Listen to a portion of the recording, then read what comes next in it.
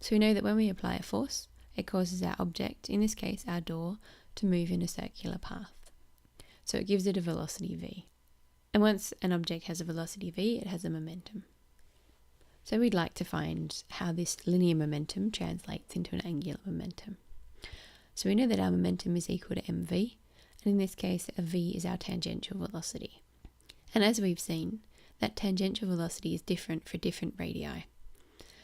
So for the first thing we'll do is we'll look at the momentum of a point particle, which is the purple spot. And in a very similar manner to the force and the torque, where the torque depends on the tangential force, the angular momentum of the particle depends on the tangential velocity.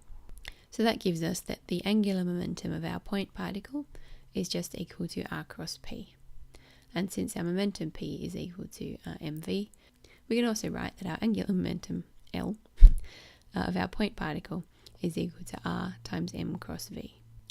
Given the large number of ways that we can write out our cross product, we end up with a fairly large number of ways that we can write out the angular momentum. All are equally valid.